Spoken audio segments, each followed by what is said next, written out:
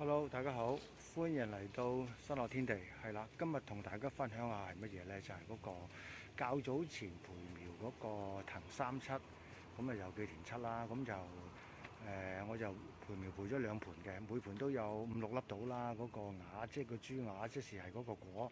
咁啊依家就佢都適宜咧就搭個棚俾佢，或者引佢上棵樹嗰度啦，因為佢都係屬於嗰啲蘭藤植物嚟嘅咁樣。係啦，咁啊依家大家望一望，究竟佢生長情況係點樣呢？咁樣嗱，俾大家睇嗰次咪培苗培咗放喺棵樹底下面嘅，咁啊就變咗咁大冧啦。嗱，咁我話拎上俾大家睇清楚啦，咁樣係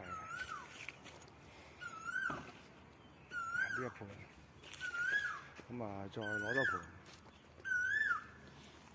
係啦呢個好，咁就係放喺呢度俾大家睇清楚啲先，就係咁樣。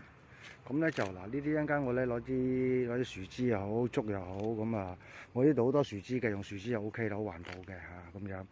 咁咧就引佢去棵樹嗰度啦，咁樣。咁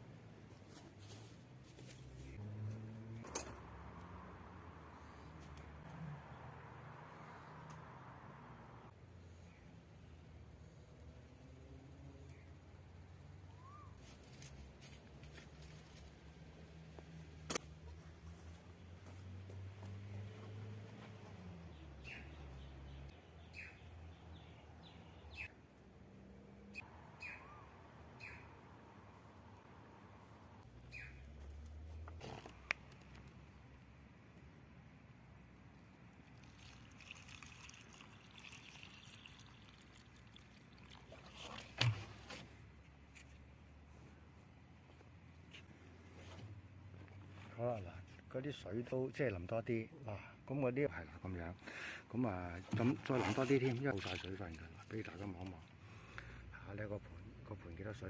唔怕水嘅，田37佢中意水嘅嚇咁樣。咁啊，當然梗係要疏水啦，就唔係話純粹用水浸住佢啦，咁樣啦，係啦，咁啊就大致上咁樣啦。咁就嗱，我哋咧就會係咧就利用個天然環境去種嘢嘅，咁就盡量減少咗對大自然嘅破壞咁樣啦。咁啊，嚟緊咧係種好多棵嘅，即係可以適當嘅位置就種嘅咁樣啦。